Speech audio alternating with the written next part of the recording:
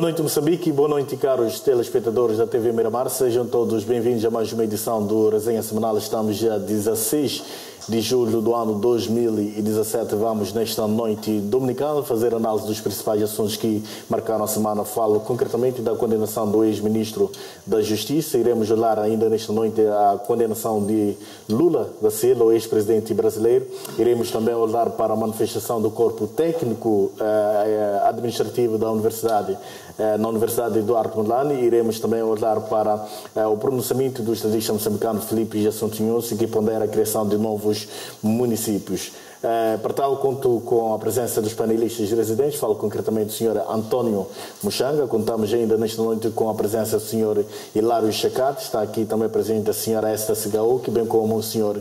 Silvério Ronguano. Quero, antes de mais, agradecer a presença dos convidados e um agradecimento muito especial para o caro amigo telespectador que domingo a domingo fica desse lado para acompanhar as notas que marcaram a semana. E antes de avançarmos para o primeiro tema desta noite, quero saber do estado de saúde de cada um dos convidados e como é que foi a semana laboral, começando mesmo pela Esta. Boa noite, Esta. Como é que está de saúde? E a semana, como é que foi? Boa noite, Macam. Cumprimento aos nossos telespectadores, os meus colegas de painel. E a semana foi tranquila e já na expectativa da começa. Obrigado, Esta, Sr. Chacate. Boa noite. Como é que está de saúde? E a semana de trabalho, como é que correu? Muito boa noite, Macam. Boa noite aos colegas do painel. Boa noite aos telespectadores da TV Miramar. A semana correu muito bem, esperando, portanto, que a outra semana que inicia a laboral possa também ser premiado de sucesso.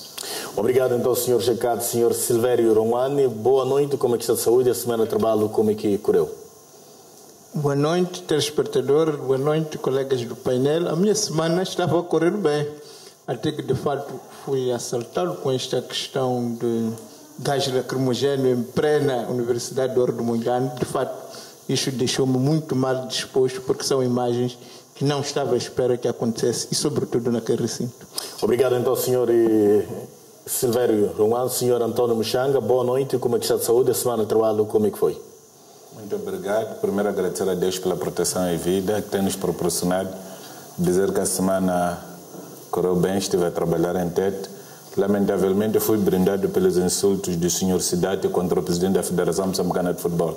É uma maneira de desestabilizar a seleção nacional num momento em que nós esperamos que haja maior unidade entre a direção da Federação e os jogadores. Espero que o futuro saiba penalizar o Sr. Faisal Cidade pela falta de respeito que fez contra o presidente da Federação Moçambicana. Obrigado, então, Sr. António Muxanga. Vamos olhar para o primeiro tema desta noite, que tem a ver com a condenação do ex-ministro da Justiça. Lembrando que foram cerca de 2 meses que o ex-ministro esteve no banco dos réus, e esta semana, na última sexta-feira concretamente, o Tribunal Judicial da cidade de Maputo condenou-lhe a 12 anos de prisão, e ele deve pagar cerca de 1.700.000 meticais, valor que foi usado para a peregrinação.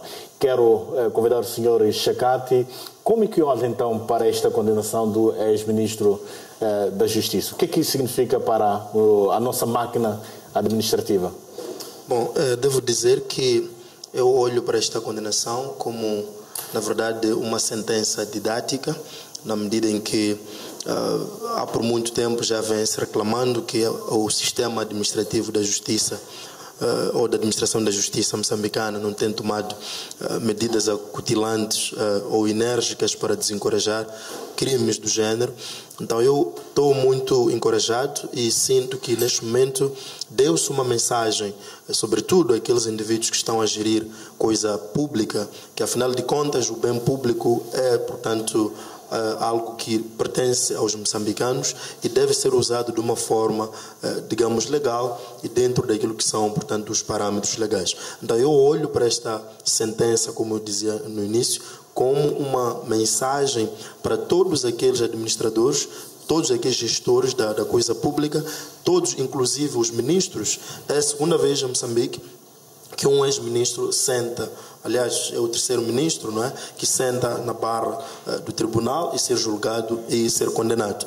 Então, neste momento, eu penso que todos aqueles que estão a exercer as atividades do género ou similares sentem que, neste momento, estão a ser observados, sentem que estão a ser, portanto, acompanhados, e se eles descarrilarem podem também serem julgados. Então, eu julgo que é uma mensagem, sobretudo quando julga-se uma figura deste nível, um ministro da Justiça, que é aquele que, na verdade, devia zelar pelo bem público, aquele que devia ter uma consciência muito mais elevada e de muito mais exigência quando se trata da gestão do bem público. Então, eu olho esta condenação com um pouco de otimismo, e, apesar no programa passado ter dito que a Moçambique parece ter uma sensação de que apenas os peixes miúdos é que são julgados e condenados e os peixes graúdos continuam impunes. Nesta vertente eu sinto que há uma luz no fundo do túnel de que é possível, afinal de contas, fazer alguma coisa para repreender os que vêm, portanto, gerindo de uma forma defraudadora aquilo que é o bem público. Bom, o tribunal disse ainda que a condenação não é pelo fato de ele ter viajado, mas sim pelo uso indevido dos fundos públicos. E o facto de ele ter agido como que chama, em respeito, ou talvez diríamos que em obediência àquilo que foram as ordens do seu superior hierárquico, isso não justifica agir de forma ilegal. Como é que analisa, então, esta questão? A nossa Constituição da República é clara em relação a esse aspecto. Nenhum cidadão deve sentir-se coagido ou obrigado a cumprir, portanto, uma orientação que é ilegal ou que está fora daquilo que é a orientação da lei. Então, não há nenhuma justificação que alguém possa trazer para justificar uma decisão ilegal ou para justificar que tomou essa decisão na base de uma orientação, portanto, de um dirigente. Portanto, eu penso que o juiz foi feliz nesse aspecto ao ser muito mais persistente na ideia de que não se justifica, seja quem for, seja qual for o cidadão, usar isto como desculpa que eu fui orientado a tomar esta decisão por ordens superiores ou por um superior hierárquico. Não há nenhuma justificação, sobretudo quando ouvimos isso de um antigo ministro da Justiça, aquele que conhece muito bem como é que as normas, portanto, jurídicas, como funcionam. Exatamente. Como é que o tribunal terá dito que isso também pesou muito o facto de ser conhecedor para dar essa sentença. Exato. Então, eu entendo que o juiz foi feliz nesse aspecto e não há nenhum cidadão neste país que possa orientar um indivíduo a tomar decisões erradas e o indivíduo futuramente usar isso como um argumento. Obrigado, então, senhor Silvério Rongwani. Levanta as mesmas questões para o senhor também. Qual é a sua análise, então, ou como é que olha, então, para esta condenação do ex-ministro da Justiça, o facto também de ele ter dito por várias vezes que agiu em obediência ao seu superior? Bom, primeiro, comentar sentenças com a separação óbvia de poder não posso fazer. Agora, posso olhar para algumas relações que podem ser retiradas daqui. A primeira é essa que estava a dizer o colega Chacal, que há uma mensagem muito clara de que, efetivamente, ninguém está a salvo da justiça, porque vamos tendo cada vez casos que demonstram isso mesmo. Portanto, penso que é um aviso sério para todos aqueles que se entregam a defraudar o Estado em nome disto ou daquilo. É preciso lembrar que nós ainda tivemos no Ministério da Justiça, mesmo o caso de Moçambique, nas fraudes eleitorais, e acho que agora que estamos a entrar nas eleições é muito importante que sinais desses apareçam, as pessoas saberem que se fazerem fraudes a mando deste ou daquele, vão responder de uma forma individual. Eu penso que isto é fundamental, mas também é um instrumento, é uma razão a mais para que as pessoas que costumam dar ordens ilegais não o façam, e também um incentivo para aqueles que recebem essas ordens possam negar, dizer que não, olha, eu já vi fulano de tal, tu obedeceu as suas ordens ilegais, tu obedeceu aquelas ordens ilegais e acabou desta maneira, portanto eu vou seguir a minha consciência. Portanto, eu penso que neste sentido não deixa de ser didático, de mostrar que efetivamente os gestores só têm autoridade, só têm legitimidade de demandar aquilo que for legal e não tem autoridade de dar ordens ilegais, quando assim ninguém deve obedecer. Agora, não deixa também de ser interessante ver e acompanharmos, esperamos, o que o juiz vai fazer com esta informação, porque de fato a partir do momento que de uma forma clara, óbvia, alguém diz, olha, eu agi a mando de fulano que me deu esta ordem ilegal. Ora, uma vez que foi demonstrado, se nós tivermos em conta a sentença de juiz, que aquilo é uma ordem ilegal, então estamos também na expectativa de perceber o que é que o Ministério Público, o que é que vai se fazer com os mandantes destas ordens ilegais. Portanto, não era o mesmo processo, mas parece-me que se foi provado que houve uma ordem ilegal, há um dever também de a Justiça ir atrás desta ordem ilegal. Ou seja, defende que tem que ser ouvido o Presidente da República, é por aí? Não, eu não estou a dizer que tem que ser ouvido este ou aquele. O que eu estou a dizer é que há uma consequência lógica.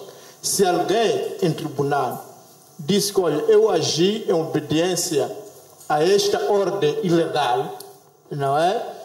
E persiste nisto, há, obviamente, uma obrigação da parte da Justiça também seguir este caso, não é? Portanto, não sei se é o presidente, se é o fulano, mas acredito que se foi condenado e ele, de uma forma persistente, alegou que estava a obedecer uma ordem até para lavar a imagem dessa entidade, porque nós também temos que perceber que a Justiça não vai atrás só para condenar, mas é preciso que haja clarificação se é verdade então que foi dada ou não a ordem ilegal. Obrigado então, senhor Silvério Rongano. Sou Muxanga, partilho da mesma opinião do senhor Rongano, e qual é o seu comentário em relação a esta condenação? Bom, o que eu senti foi que o Dr. Abdulrahman não conseguiu provar que efetivamente recebeu a ordem do Presidente da República, porque a ministra na presidência para a Casa Civil disse que o Presidente, nos seus atos de governação, não usa a boca, usa despachos. E foi-lhe exigido o despacho. E o despacho não apareceu. Portanto, a partir daí, não há motivo para se questionar o que se disse sobre o Presidente da República, senão o próprio tribunal estaria a entrar no outro caminho. E acredito que o Abdulrahman não tinha gravador para gravar o Presidente da República, para depois apresentar como prova. E também na República de Moçambique, gravações feitas fora do mandato jurídico não funcionam como prova. Como elemento de prova. Portanto, há muita confusão aqui. Lamento apenas que o Dr. Abdulrahman vai ter que pagar por uma culpa que não é efetivamente dele, porque quem selecionou as pessoas, eu tenho conhecimento que não foi o Dr. Abdulrahman. O Dr. Abdulrahman não conhece ninguém daquelas pessoas, não há ninguém lá que é seu familiar, mas ele estava ao serviço do sistema. Então, esta coisa também de servilismo, lambebutismo, tem consequências. E as consequências são claramente estas. Ele agora terá que ficar na cadeia, a família dele terá que sofrer, terá que devolver um dinheiro que não é dele. Pelo que eu saiba, o Dr. Abdulrahman, com seu próprio dinheiro, nunca viajou a Meca. Acredito que há muito tempo que ele precisaria de viajar a Meca. Não viajava porque não tinha recursos. Agora, se foi, é porque efetivamente houve esta oportunidade. E houve quem lhe autorizou. Primeiro, para ele sair do país para o exterior, tinha que ser autorizado. E houve quem lhe autorizou. Agora, a pergunta que faltou é: as autorizações para sair ao exterior, como é que são feitas? Se são feitas de maneira verbal ou é por despacho? E a ministra deve ter sido também obrigada a trazer este despacho de orientação para o ministro ter que se deslocar. Mas ok, eu sou Muxanga. Esta medida que foi tomada pelo tribunal, o que significa para a nossa máquina da justiça? Muito se falava que a administração da justiça não funciona como deve ser quando trata-se de figuras com alguma influência política ou talvez que foram membros do Estado e não só. As ações não são muito pesadas se comparado com um cidadão como eu. Hoje temos um ex-ministro que é condenado. Que sinais é que a administração da justiça está a passar? E estamos a falar de um ex-ministro que nos primeiros dias estava muito tranquilo em relação a este processo. Bom, primeiro porque efetivamente ele não estava a entender consequências que isto teria. Segundo, o juiz agiu bem, porque efetivamente traz uma outra nuance pedagógica, mas nem todos os juízes agem como este agiu. Da mesma maneira como nós tivemos a ocasião de agradecer o Dimas Maroa pelos atos que ele fez, e há muitos juízes que não fazem isso. Agora, por que não fazem se são formados na mesma escola? Isso só cada juiz é que pode dizer. Aqui até podemos correr o risco de ver uma coisa muito interessante. Podemos ver aquela pena, se calhar, ser anulada pelo Tribunal de Recurso, ou pode ser agravada pelo Tribunal de Recurso. Quando Munguambe foi condenado, todos nós aplaudimos, mas depois o Tribunal de Recurso foi reduzir tudo aquilo ali, que era a condenação do Munguambe. A única coisa que tivemos foi que pelo menos devolveu-se o dinheiro. Agora, em relação ao patrimônio, não sei se Cambasa conseguiu devolver tudo, porque também temos esta situação de não sabermos fazer acompanhamento.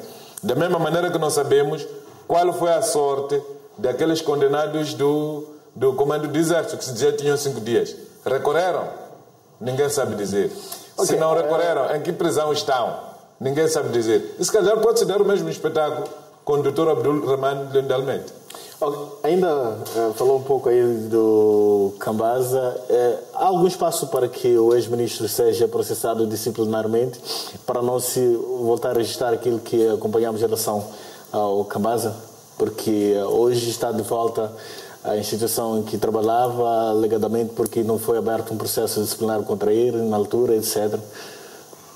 Há duas situações aqui. Cambasa roubou. O Dr. Abdulrahman fez o uso indevido. Fazer o uso indevido e roubar são duas coisas diametralmente diferentes. Sim, sim. Ok. Obrigado então, Sr. Muchanga. Qual é a sua análise em relação a este mesmo assunto? São várias opiniões por parte dos colegas, cada um a defender aquilo que acha que é o correto. O que pensa então em relação a tudo isto?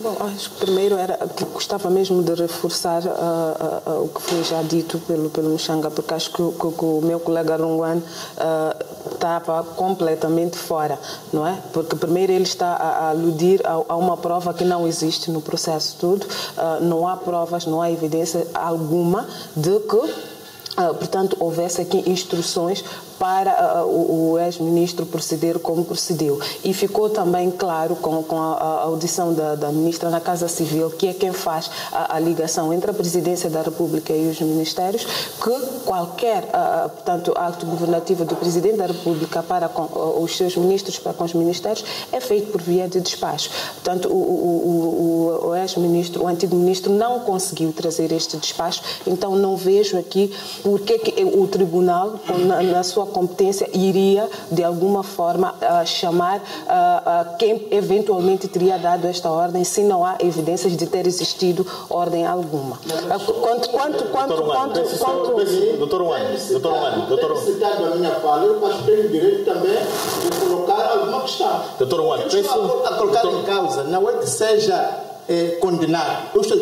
Falar, está-se a dizer, todos os mídias, que ele obedeceu uma ordem ilegal. Ora, há uma necessidade de clarificação, até se calhar para defender a própria imagem. É preciso clarificar. Houve ou não houve esta ordem ilegal? Porque todos estamos a dizer que ele foi condenado por cumprir ordens ilegais. E o que estamos a dizer aqui é que há uma mensagem clara para aqueles que obedecem ordens ilegais. Portanto, existe essa percepção. Acho que o colega continua, portanto, eu queria evitar aqui a dizer, continua na contramão, está a ir mesmo, persiste em ir mato adentro. O antigo ministro foi condenado pelo uso indevido. Deixe-me também esclarecer que não foi condenado por ter viajado. Não, foi condenado por ter, nessa viagem, usado indevidamente fundos do Estado.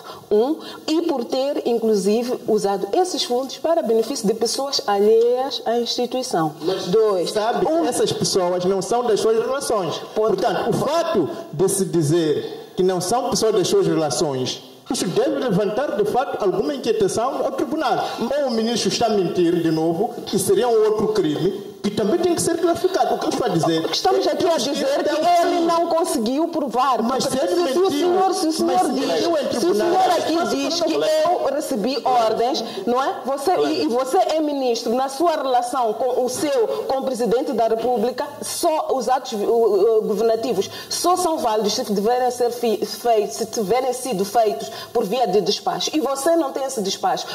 Colega Rungwan, vamos entrar aqui numa discussão que vai levar o dia todo um ano, porque você sabe, você é obrigado pela Constituição, como foi aqui referido, a cumprir ordens apenas legais. E você sabe que, como ministro, se o seu chefe quer lhe dar uma ordem, deve produzir um despacho. Apresenta o despacho. Você não tem esse despacho. Este é o meu comentário, portanto, espero que já esteja esclarecido. Este é o meu comentário, porque eu penso que esta sentença serve, acima de tudo, primeiro, para evitar este mal-entendido, porque eu acho que até os que estão fora acham que podem socorrer-se deste argumento, não é?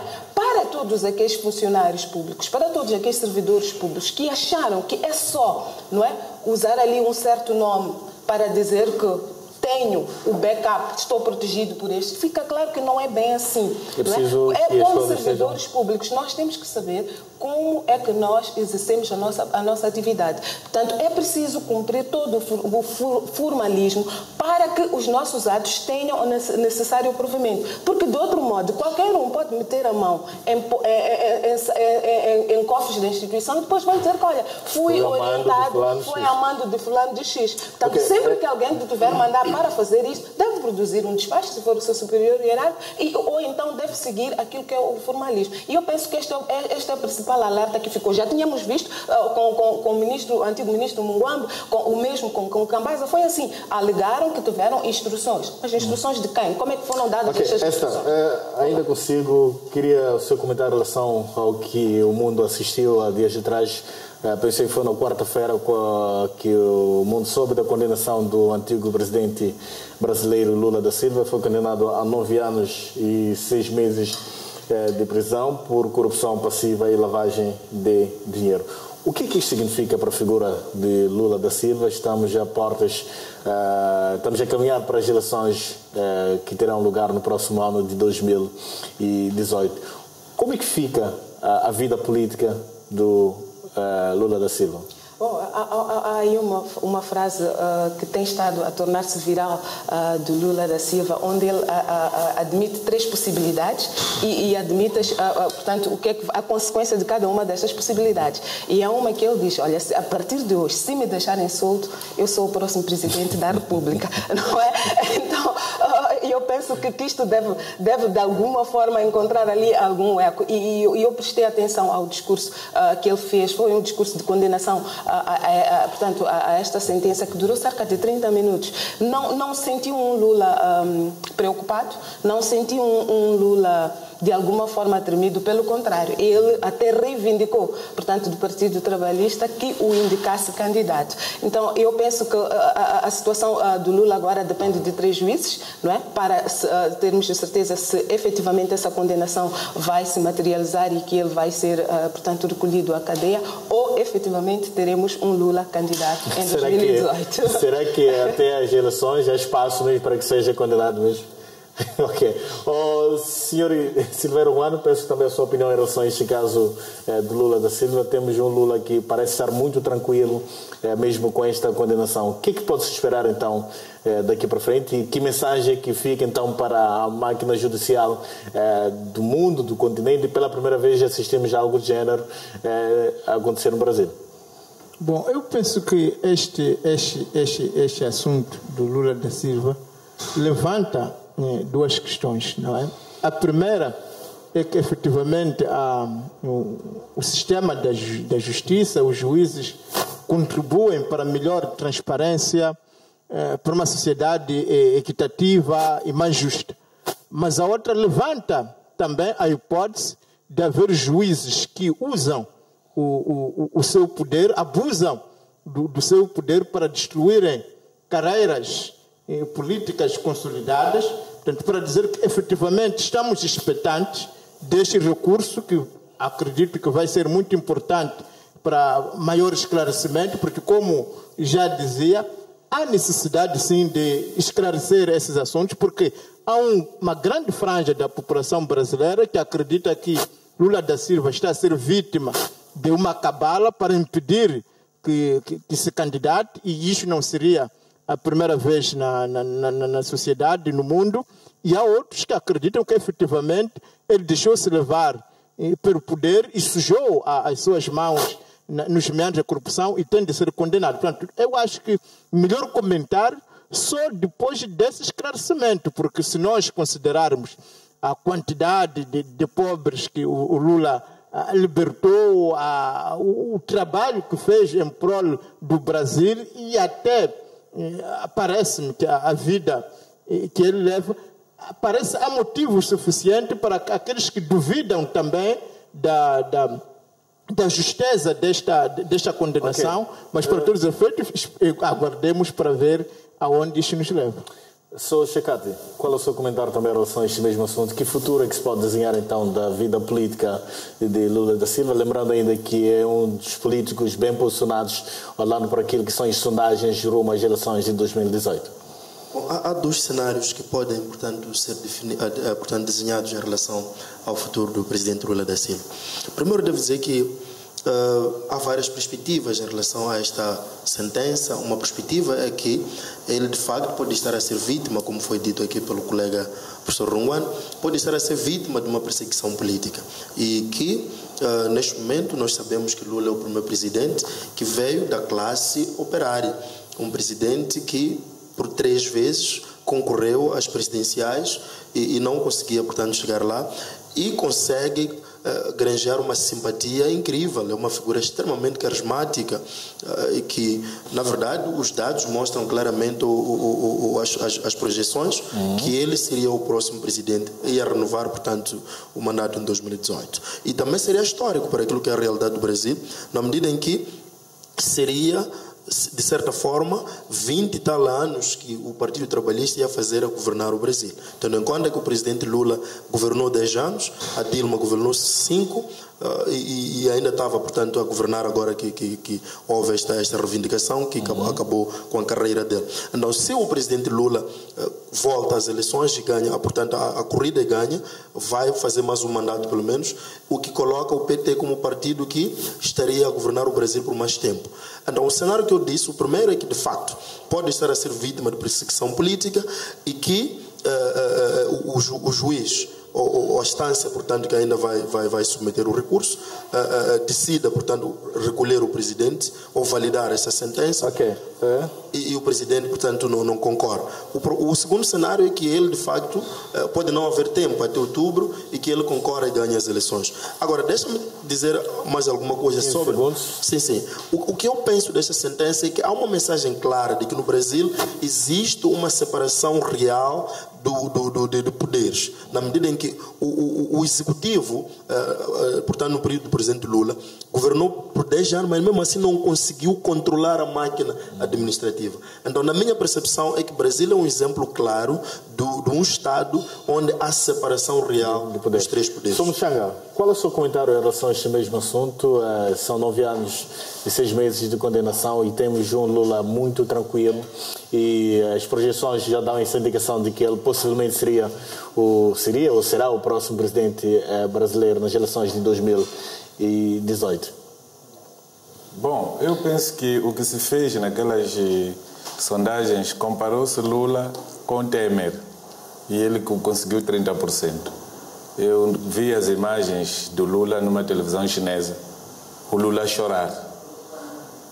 E tentou limpar as mãos, os olhos com o dedo, depois recordou-se que tinha lenço, tirou o lenço. Então, quando um homem chega a essa fase, não se pode dizer que não está preocupado. Também sei que já queixou as Nações Unidas a falar da perseguição política. Mas quando os outros são presos lá, nunca se queixou as Nações Unidas, para dizer que a preocupação é maior. Agora, há uma situação que é esta. O presidente Lula deixou-se levar, porque as provas evidenciam que ele efetivamente tem a casa. E uma casa com tratamento muito especial. Uma casa construída num local onde as outras casas, as outras frentes foram vendidas. E ele foi perguntado quanto é que pagou e não conseguiu provar. Era enriquecimento ilícito. Nós já andamos aqui a discutir que todas as pessoas que têm carros de alta cilindrada devem justificar onde é que arranjaram dinheiro. Por que o Lula não pode explicar como é que conseguiu o dinheiro? Portanto, doutor Chekati, o Lula tem culpa no cartório porque não conseguiu provar onde é que arranjou dinheiro. O guarda da casa disse, eu vi aqui o Lula e a falecida esposa a subirem aqui. Porque o Lula foi denunciado pelas próprias pessoas que lhe ofereceram o quê? A casa. Portanto, não podemos usar aqui faca de 2 gumes. Quando era Temer, todos nós batíamos palmas. Agora é Lula. Chiquimbiles Catal, há fome, segundo o que dizes de Moá. Agora, o que pode... Ok. Esclarecer um aspecto.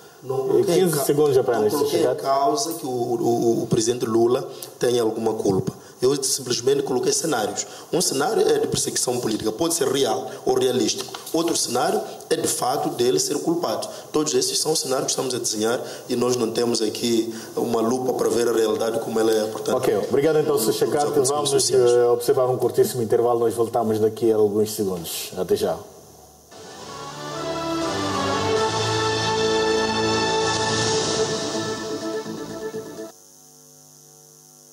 Todos devem se purificar para que o traidor de Israel seja apontado diante do povo e punido. Veja a hora de saber quem foi o pecador responsável por isso. Depois da derrota, o povo hebreu procura o traidor. Meu senhor, como saberei quem é o culpado?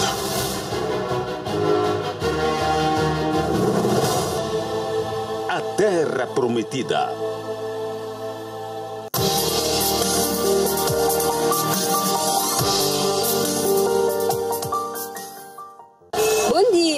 Já conhece a novidade? É rápido e sem papeladas. Agora já consegue.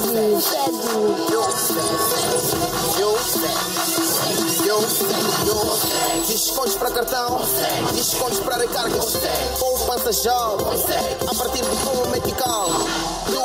Alô? Subscreve já a oferta jovem do Millennium Beam e aproveita as vantagens que temos para ti. O teu sonho é a realidade. Millennium Beam, aqui consigo. A Luísa fez uma mola dos bolinhos que vendeu e o Mitó disse-lhe para depositar no agente M-Pesa porque é muito mais seguro. Mas a Luísa, como é desconfiada, insistia que preferia guardar tudo na sua lata porque são as suas economias. Mas o Mitó disse-lhe: é aqui, pode depositar. Aqui? Sim. Viu, mamãe? Se ele me cobrar dinheiro para depositar. E não só, se o dinheiro não aparecer na minha conta M-Pesa. Luísa, para depositar dinheiro no agente M-Pesa é de borla, não se cobra nada. Olha, e quando tu depositas dinheiro na tua conta M-Pesa, recebes uma mensagem de confirmação com o valor depositado.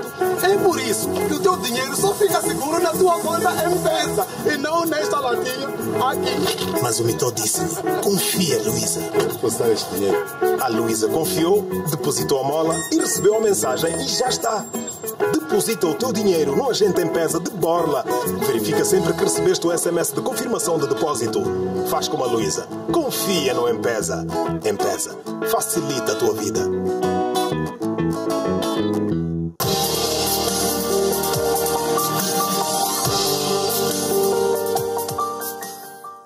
Chegou o laudo dos peritos. Abra para mim, por favor.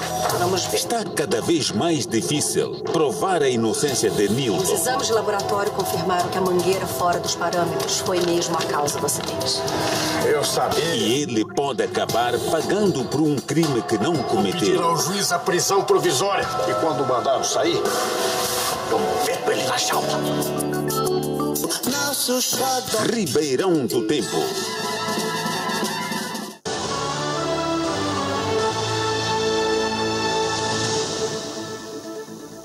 Boa noite, uma vez mais estamos de volta para a segunda parte do Resenha Semanal. Vamos agora olhar para a manifestação do Corpo Técnico Administrativo da Universidade Eduardo Mondlane, que reivindicavam o pagamento do subsídio de efetividade, e durante essa manifestação, que durou cerca de 3 dias, até a última sexta-feira, aquilo que nós assistimos, verificamos também que alguns dos manifestantes foram atingidos foram detidos, assim que é por parte da Polícia da República de Moçambique.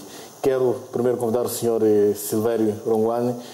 Como é que olha então para este caso, esta manifestação na Universidade Eduardo Mondlane, que culminou com a detenção de alguns dos manifestantes? Com muita tristeza, como estava a dizer, porque não contava, sinceramente, não contava que em plena universidade, e uma universidade emblemática, pudesse entrar a polícia e lançar gás lacrimogéneo. Estamos a ver as imagens, mostram que havia mais parte, eram senhoras até certa idade, e pareceu-me que é um caso de exagero completo, não é? E é preciso também ter em conta que o que estava a se exigir, pelo menos a ideia com que ficamos, é que era uma reivindicação legítima, não? Porque o Corpo Técnico Administrativo tem um regulamento E esse regulamento, efetivamente, diz claramente que eles têm direito a este subsídio, não é?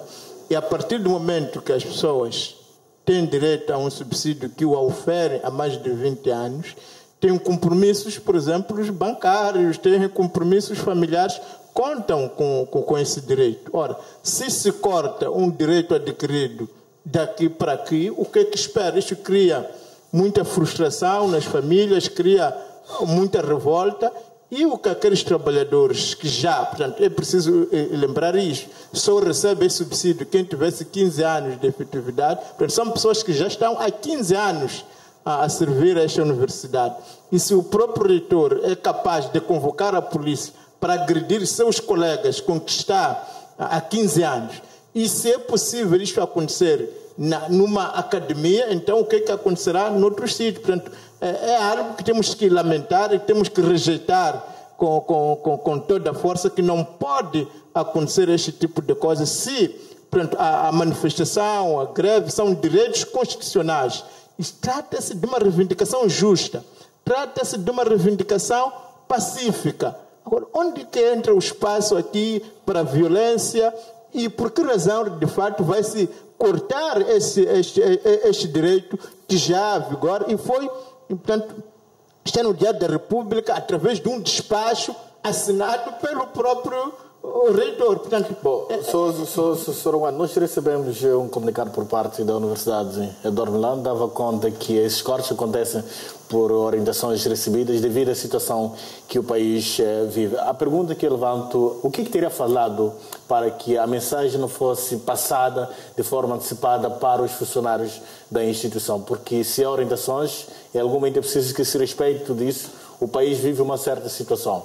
Mas parece-me aqui que falou em termos de comunicação, é isso que eu queria tentar perceber. Mas, mais uma vez, então, estamos aqui nas tais ordens legais, que não se escreve. Portanto, o comunicado sequer não mostra. A comunicação para a instituição, não, mas é preciso lembrar foi também, o oficial. É preciso lembrar que esta orientação não diz, não temos nenhum documento que diz que tem que se cortar o subsídio de efetividade dos trabalhadores da CTA da UEM. Portanto, mais uma vez, estamos em orientações orais e um dia você é capaz de não se dar essas orientações. Onde é que vem escrito que tem que se cortar no subsídio? Por que tinha que ser no subsídio? É preciso lembrar, segundo os trabalhadores estão a dizer, recebe há mais de 20 anos. Está no regulamento do CTA.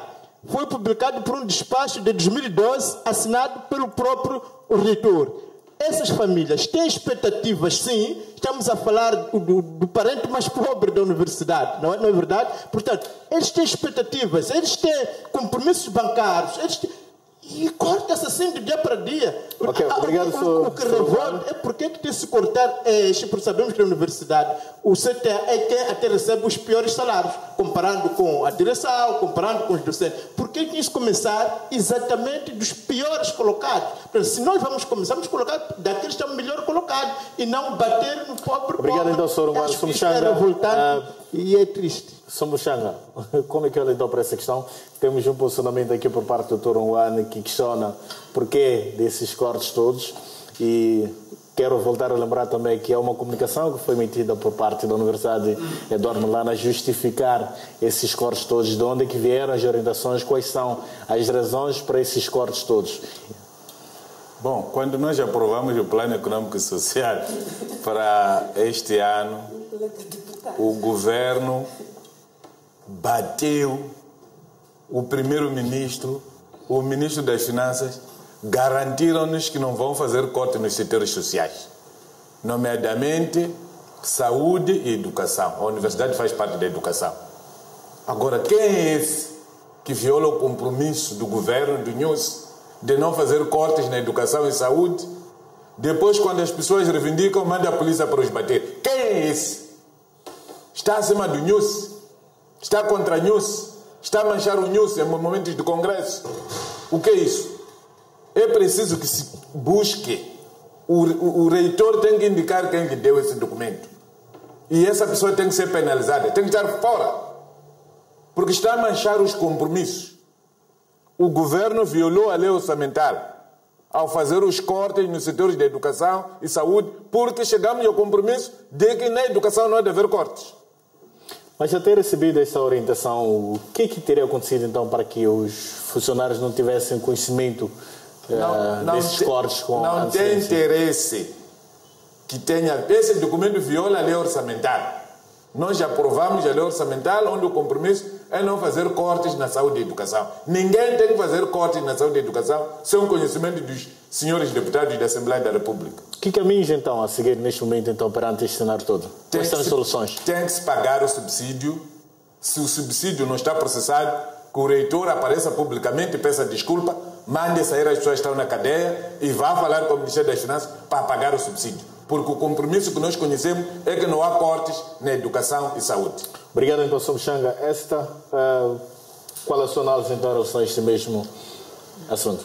Bom, o que eu percebi é que, efetivamente, há ali um bónus, há ali um subsídio que é pago aos funcionários, portanto, do corpo técnico-administrativo que já estejam há 15 anos ou mais. Portanto, a partir do 15º ano, eles passam a ser elegíveis a esse subsídio.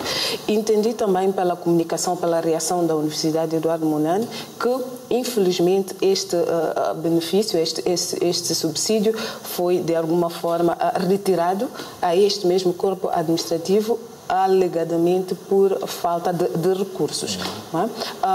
Percebi também da comunicação que a universidade fez que, portanto, foram orientados no sentido de identificar áreas que pudessem ser, portanto, retiradas para manter a universidade a funcionar com o mínimo do seu padrão. Foi o que eu também consegui perceber.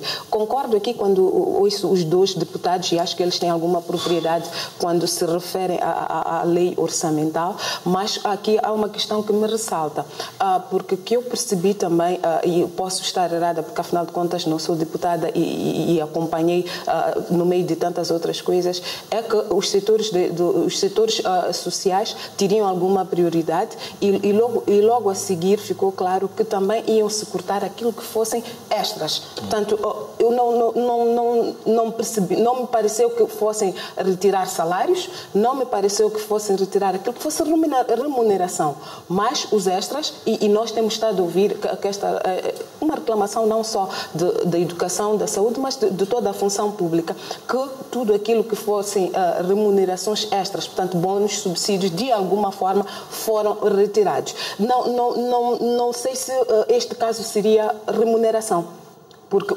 ao que o mesmo corpo técnico-administrativo alude é um subsídio, e é um subsídio que é pago a partir de um certo período. Portanto, não sei até que ponto seria lícito falar-se de violação da lei orçamental, porque parece-me que esta lei orçamental também preconizou que remunerações, inclusive contratações. A lei orçamental deu primazia à saúde e educação para, inclusive, fazer contratações. Creio que parece que a Justiça também tinha esta prioridade para, inclusive, fazer contratações. Não foi permitido a outros setores, exatamente por insuficiência de fundos que o Estado dispunha.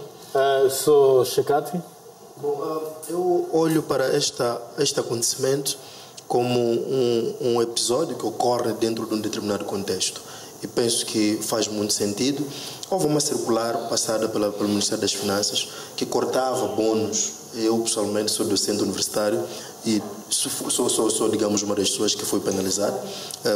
Há um bônus que me foi cortado. E o caso que está acontecendo na UEM é um caso que está acontecendo com muita gente. Então, penso que o problema, para mim, não é o corte do bônus, porque este corte está a afetar muita gente. Há muitos docentes, há muitos funcionários que lhes foram cortados os bônus, vários bônus de efetividade, outros de pesquisa, de exclusividade. Esses bônus todos foram cortados. Só aqueles que já, por exemplo, tinham conseguido, alguns conseguiram manter, mas há aqui um exercício muito difícil que está a acontecer, que está a afetar os funcionários da UEM. Para mim, a grande preocupação provavelmente tenha sido problema de comunicação. Não se encontrou mecanismos de sentar com esses funcionários, talvez já desde o ano passado, de uma forma muito mais educada, que mostrava a valorização desses funcionários e conversar, trazendo um discurso que convencesse a eles, de facto, que percebessem o contexto em que o país atravessa. Neste momento, o UEM não é a única instituição que atravessa dificuldades. Há muitas universidades, inclusive privadas, que estão a viver momentos muito difíceis, que atrasam pagamentos de salários, por causa da conjuntura que o país vive. Então, eu penso que é preciso também olhar a situação da UEM dentro deste contexto.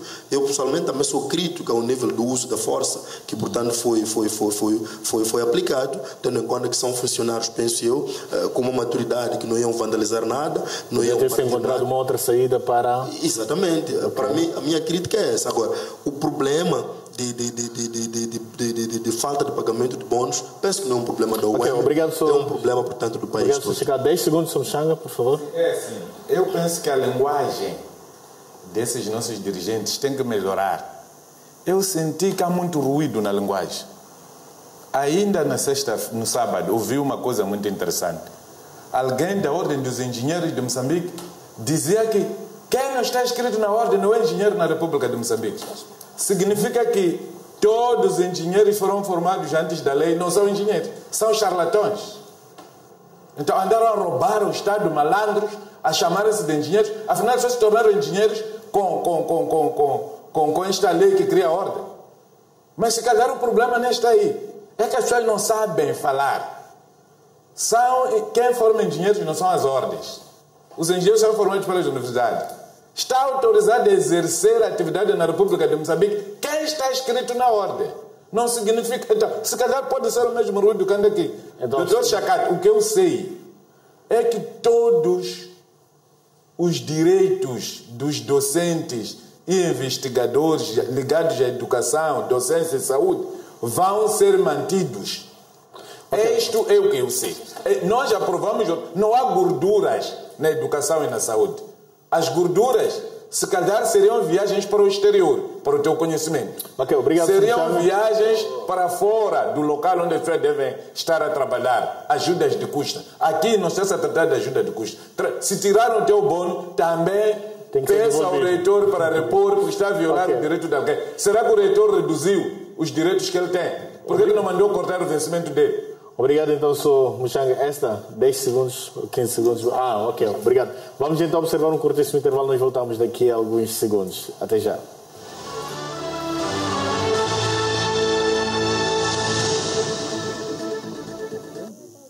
Olá, tudo bem? No Domingo Espetacular. O brinquedo do momento sob investigação. O spinner virou mania entre crianças e jovens, mas corre o risco de ser retirado das lojas. De onde veio essa fama de que ele faz bem à saúde? É um brinquedo que ainda precisa ser estudado. E até onde ele pode ser perigoso? Eu perguntei, você engoliu essa pecinha? E ele balançava com a cabeça com as duas mãos no pescoço. A beleza e a boa forma das mulheres que aparentam ser muito mais novas. Você acredita que essas chinesas estão na faixa dos 40 anos? O que será que elas fazem para se manter tão jovens? É no Domingo Espetacular.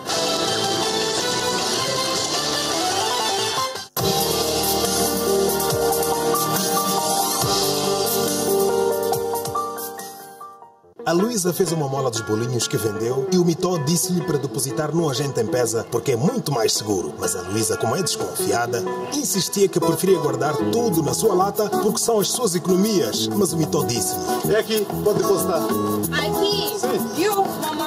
Se ele me cobrar dinheiro para depositar.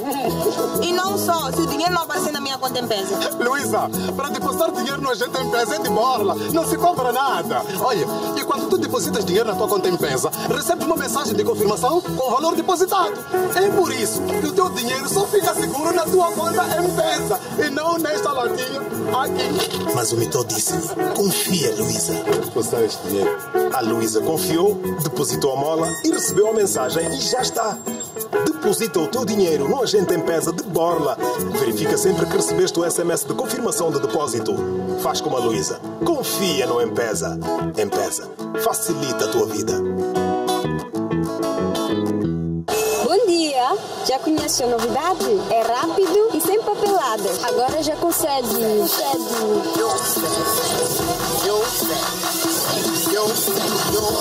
Descontos para cartão, descontos para recargas, poupança jovem, a partir de como metical.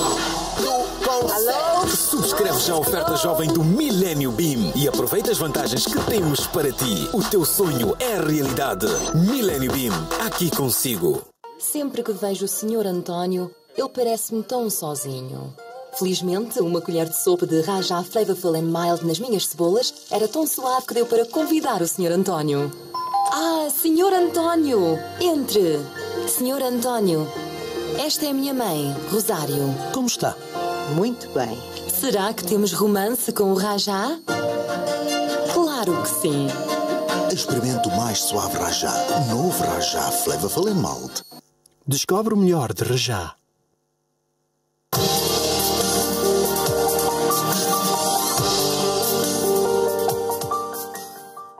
Em 2 horas de emissão, passamos o pente fino sobre os principais acontecimentos do dia. Por isso, não perca amanhã, precisamente às 12 horas, melhor da informação passa aqui no Balanço Geral. Até lá.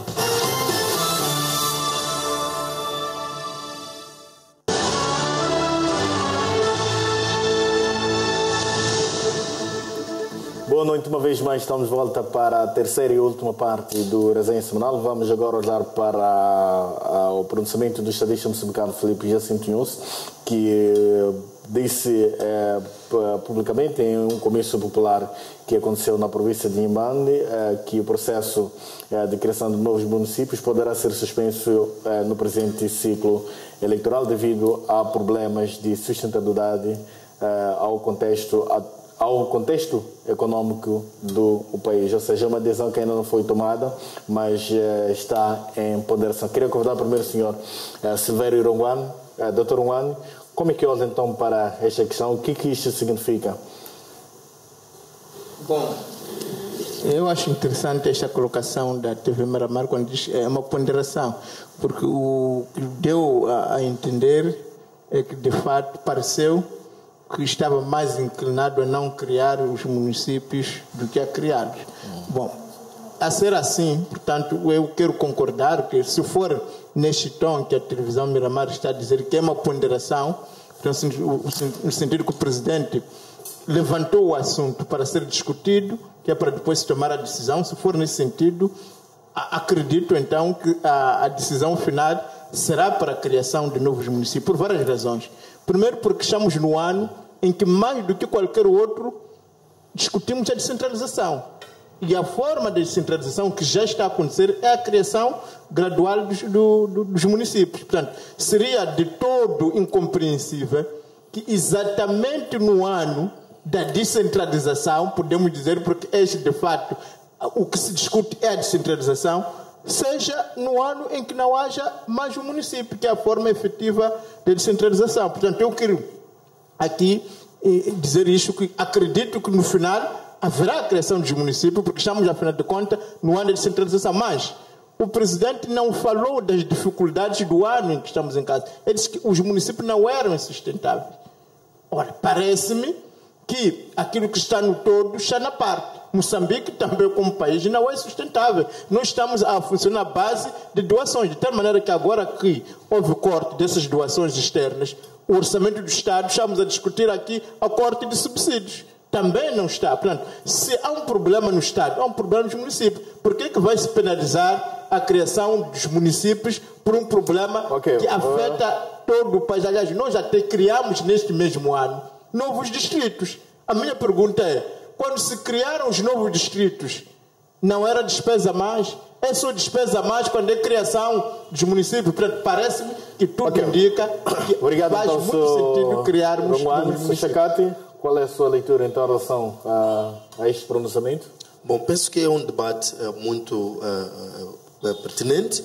Estarmos, portanto, a discutir a questão de criar novos municípios, tendo em conta uma série, portanto, de fatores, tendo em conta a própria conjuntura, embora aqui o professor Irongwane coloca a ideia de que, apesar desta conjuntura que nós vivemos, afinal de contas, os municípios, alguns são tidos como insustentáveis, mas há outros municípios que produzem muito, então é preciso tentar trazer isso ao debate, e penso que é o que está a acontecer, e coincide com este grande debate que está a acontecer a nível nacional de descentralização, reflexão, esse debate, provavelmente de criação de um novo dispositivo que permita a eleição de governadores nas próximas eleições. Então, penso que é um debate oportuno, tendo em conta todos esses fatores que aqui acabei de levantar. Ok, obrigado então, Sr. Mushanga. Qual é a sua leitura em relação a este pronunciamento do Presidente da República? Eu penso que o Presidente da República que tentou usar uma figura de estilo. A verdade é que não serão criados mais municípios para este ciclo das eleições de 2018, tendo em conta que os pacotes de financiamento já foram criados, os órgãos eleitorais para gerir o processo eleitoral de 2018 já foram criados. Portanto, está-se a discutir financiamento de 53 municípios, significa mais ou menos cerca de 50 distritos, tendo em conta que cada distrito tem 2 municípios, como o caso do Belém, só terá um órgão que vai fazer Belém e Macia, se calhar pode haver mais uma outra província. Portanto, já não estou a ver espaço aqui. O Presidente só não quis ser concreto e dizer já estamos atrasados em relação a esse assunto. Porque o que aconteceu, o Presidente já vai responder um pedido da população de Murrombene que está a pedir a municipalização. Significa que Murrombene já devia ter um órgão eleitoral de nível distrital. Massinga, que é município, Zavala, que é município, Machixe, que é município, Inhambane, que é município, Vilanculas, que é município, já tem órgãos distritais. Então, a ter que se discutir para depois se criar este do Murrombene, entraria fora da lei. Portanto, tem que ficar claro para todos que as eleições serão nos 53 municípios, não foram criados os municípios em tempo, porque até a data da convocação das eleições, primeiro já deveríamos ter aprovado as vilas ou povoações que passariam a município. Ok, obrigado então, Sr. António Mushanga. Qual é a sua leitura então em relação a este mesmo assunto? Meus 2 comentários seriam da seguinte forma. O primeiro é que lembro-me que neste mesmo painel teríamos discutido se teríamos ainda a criação de novos municípios ou não. E isto aconteceu exatamente quando o governo indicou, portanto, a fixação de datas para a realização de eleições autárquicas. E isto de per si já era um pronúncio de que ou esta discussão sobre a elevação ou a criação de alguns municípios já devia ter acontecido, porque efetivamente há toda uma componente e a principal é orçamental. A justificação, o que o Presidente da República diz, para mim faz todo o sentido. Eu tenho muitas das vezes ouvido alguns dos municípios já existentes, alguns dos IDIs, inclusive, aparecerem ou, em alguns casos, já reclamarem, portanto, a demora na alocação de verbas, noutros casos até a dizerem que não têm estado a receber. Portanto, não só a demorar, como não estar a aparecer. Portanto, criar novos municípios quando não há um pacote para que estes comecem, pode parecer até um presente envenenado. E eu penso que esta foi a principal mensagem que o Presidente da República quis deixar, que há todo um condicionalismo, há todo um conjunto de fatores que devem ser observados antes de se decidir ou de se anunciar portanto, a criação de novos municípios. E o fator portanto, financeiro, a questão de sustentabilidade não pode de alguma forma ficar alheia. Obrigado então, obrigado, caros colegas. Nós vamos colocar o ponto final do resenha semanal desta noite, 16 de julho do ano 2017, e voltamos numa próxima oportunidade, se Deus quiser. Continuação de uma ótima noite dominical e tenha uma semana abençoada. Boa noite.